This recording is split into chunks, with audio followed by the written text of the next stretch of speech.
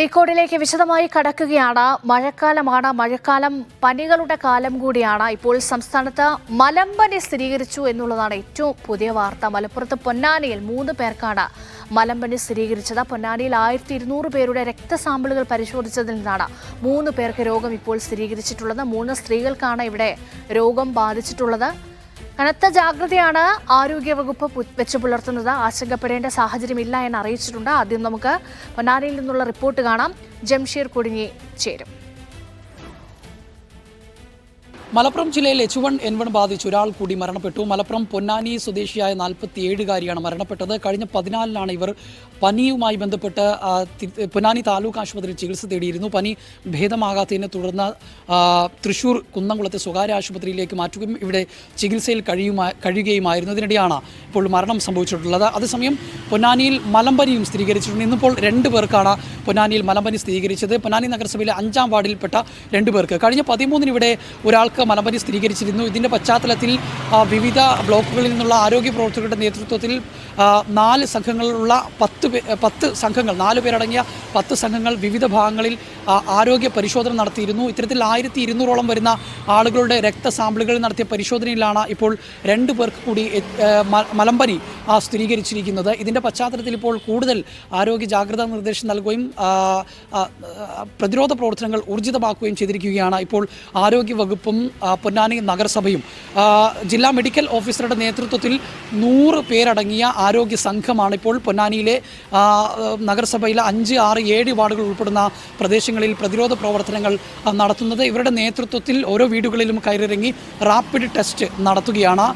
Blood test നടത്തിയതിന് ശേഷം ഏതെങ്കിലും തരത്തിലുള്ള ബുദ്ധിമുട്ടുകളുള്ള ആളുകളെ കൂടുതൽ പരിശോധന നടത്തി ഉറപ്പുവരുത്തിയതിനു ശേഷം ഇവർക്ക് വേണ്ട ചികിത്സ നൽകും. അതോടൊപ്പം തന്നെ കൊതുക് നശീകരണത്തിന് വേണ്ട നടപടികൾ നഗരസഭയുടെ ഭാഗത്തു നിന്നും ആരംഭിച്ചിട്ടുണ്ട്. ഫോഗിംഗ് ഉൾപ്പെടെയുള്ള നടപടികൾ നഗരസഭയുടെ ഭാഗത്തു നിന്ന് ആരംഭിച്ചിട്ടുണ്ട്. അതോടൊപ്പം തന്നെ ജനങ്ങൾ ജാഗ്രത പാലിക്കണമെന്നും ഇപ്പോൾ ആരോഗ്യ വകുപ്പ് മുന്നറിയിപ്പ് നൽകുന്നുണ്ട്. കൊതുക് കടിയിൽ നിന്ന് രക്ഷണം, അതായത് പുറത്ത് കിടന്നുറങ്ങരുത്, അകത്ത് തന്നെ കിടന്നുറങ്ങുമ്പോൾ കൊതുക് വല ഉപയോഗിക്കുക, കൊതുക് കടി കൊള്ളാതിരിക്കാനുള്ള ലേപനങ്ങൾ ഉപയോഗിക്കുക. അത്തരത്തിലുള്ള കൊതുക് കടിയിൽ നിന്ന് സംരക്ഷണം നേടാനുള്ള നിർദ്ദേശങ്ങൾ അല്ലെങ്കിൽ അതെല്ലാം പാലിക്കണമെന്നുള്ള കാര്യം കൂടി ആരോഗ്യ വകുപ്പ് മുന്നറിയിപ്പ് നൽകുന്നുണ്ട്. ഏതായാലും നിലവിൽ ഇപ്പോൾ 3 പേർക്ക്, നേരത്തെ ഉണ്ടായിരുന്ന ഒരാൾക്കും അതോടൊപ്പം തന്നെ ഇപ്പോൾ സ്ഥിരീകരിച്ച 2 പേരടക്കം 3 പേർക്കാണ് മലമ്പനി സ്ഥിരീകരിച്ചിട്ടുള്ളത്. ഒരാൾ H1N1 ബാധിച്ച് മരണപ്പെടുകയും ചെയ്തു. ഈ 4 പേരും, ഈ മലമ്പനി സ്ഥിരീകരിച്ച 3 പേരും H1N1 സ്ഥിരീകരിച്ച ഒരാളും പൊന്നാനി സ്വദേശിയാണ് എന്നുള്ളതാണ് ഇതിലേറ്റവും പ്രധാനപ്പെട്ട കാര്യം. അതുകൊണ്ട് തന്നെ പൊന്നാനി ഭാഗങ്ങളിൽ ആരോഗ്യ പ്രവർത്തകരുടെ നേതൃത്വത്തിലുള്ള പ്രതിരോധ പ്രവർത്തനങ്ങൾ ഇപ്പോൾ ഊർജിതമാക്കിയിരിക്കുകയാണ്. ജംഷീർ കൊടിഞ്ഞി, മീഡിയ 1, തിരൂർ. പ്രതിരോധ പ്രവർത്തനങ്ങൾ തന്നെയാണ് ഏറ്റവും പ്രധാനപ്പെട്ടത്. ആരോഗ്യവകുപ്പ് നിരന്തരം ആവർത്തിക്കുന്നുണ്ട് ആശങ്കപ്പെടേണ്ട സാഹചര്യമില്ല എന്ന്. പക്ഷേ അപ്പോഴും നമ്മൾ ഓർത്തിരിക്കേണ്ടത് ജാഗ്രത വേണമെന്നുള്ളതാണ്. എന്തൊക്കെ കാര്യങ്ങൾ ശ്രദ്ധിക്കണമെന്ന് നമുക്കൊന്ന് നോക്കാം. ഇതിനോടകം എല്ലാവർക്കും അറിയാവുന്ന കാര്യങ്ങളാണ്. പക്ഷേ വീണ്ടും ഒരു ഓർമ്മപ്പെടുത്തൽ മാത്രം. പ്രത്യേകിച്ച് ഈ മഴയാണ്, പനി പടരുന്ന പശ്ചാത്തലത്തിൽ നോക്കൂ, മലമ്പനിയുമായി ബന്ധപ്പെട്ട് എന്തൊക്കെ കാര്യങ്ങളാണ് ശ്രദ്ധിക്കേണ്ടത് എന്ന് നമുക്ക് പരിശോധിക്കാം.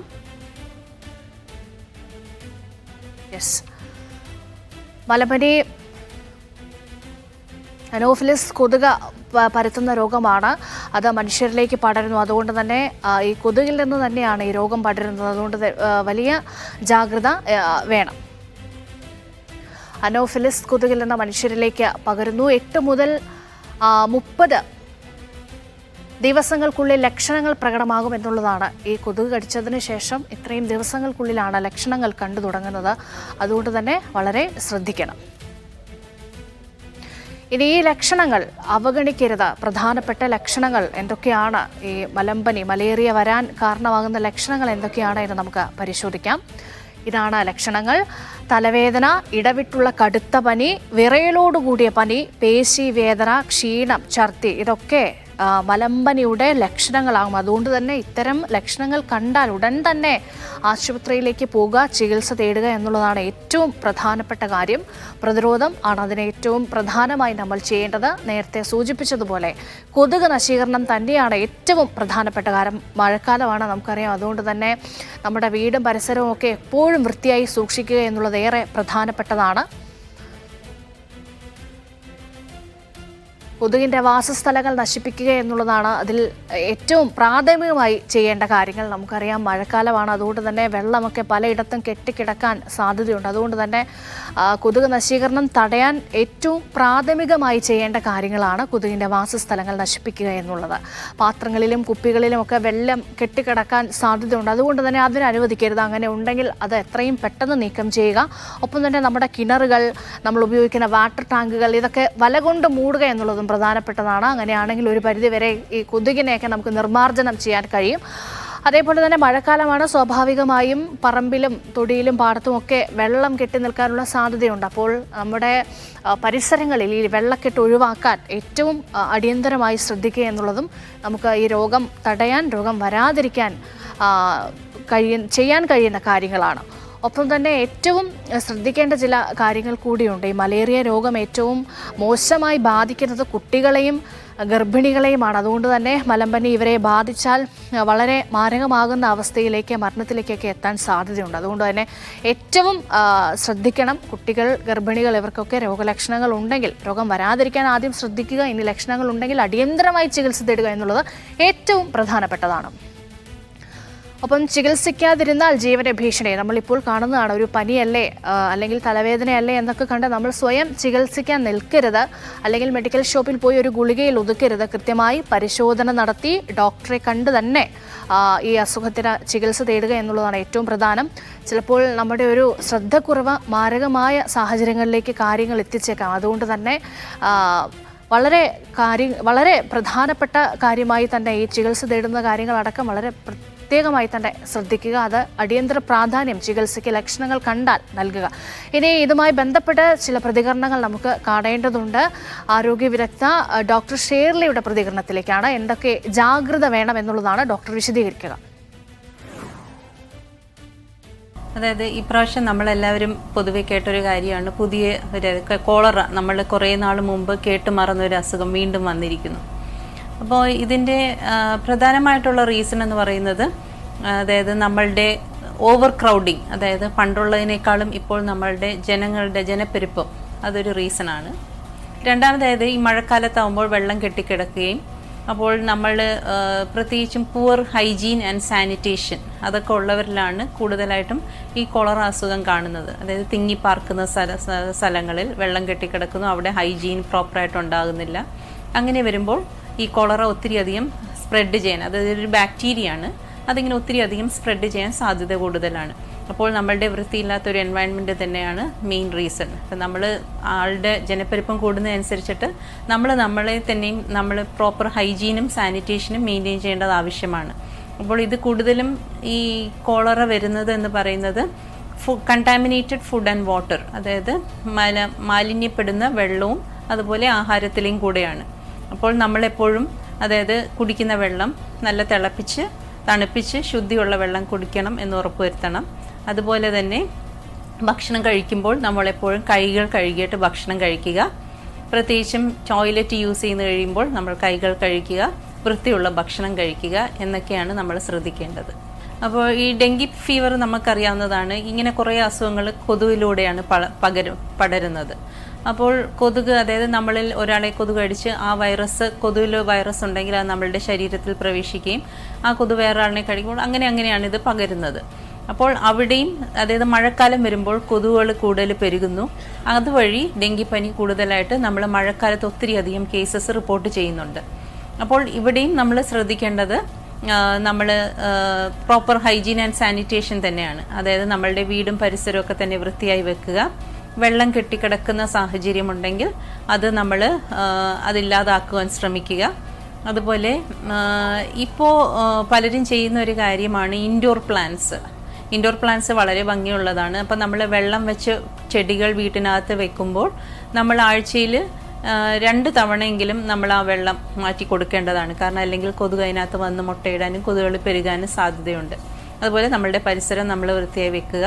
പിന്നെ വൈകുന്നേരത്തിന് ശേഷം അധികം, അതായത് നമ്മൾക്ക് ചെടിയൊക്കെ ഉള്ളതാണെങ്കിൽ ചെടിയിൽ ഇലയിലൊക്കെ വെള്ളം കെട്ടി നിൽക്കാൻ സാധ്യതയുണ്ട്.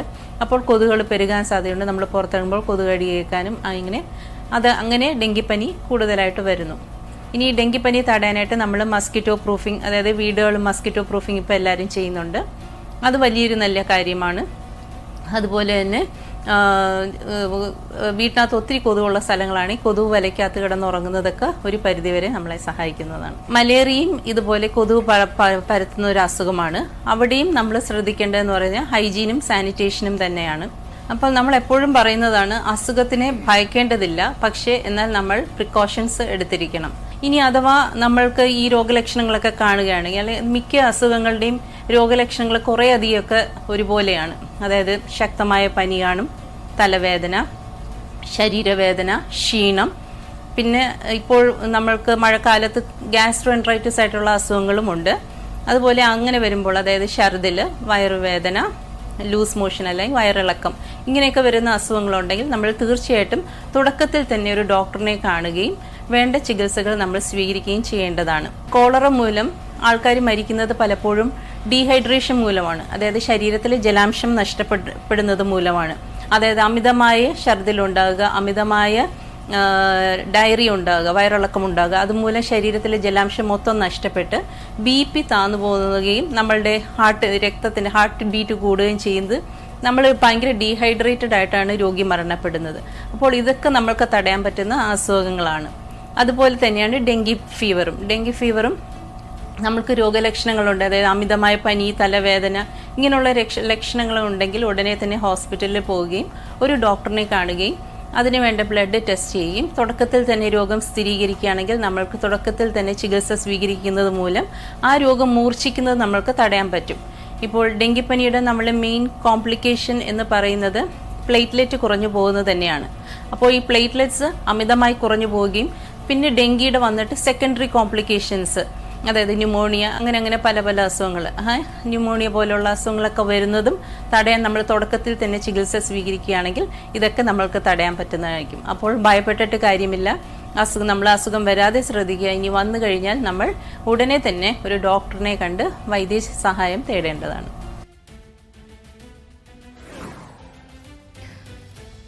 ഇതിനോടകം പ്രേക്ഷകർക്കൊക്കെ അറിയുന്ന കാര്യങ്ങൾ തന്നെയാണ്. പക്ഷേ നമ്മൾ ജാഗ്രത പുലർത്തേണ്ട സമയത്ത് ഒരിക്കൽ കൂടി ഇതൊക്കെ ഒന്ന് ഓർമ്മിപ്പിക്കുന്നുവെന്ന് മാത്രം.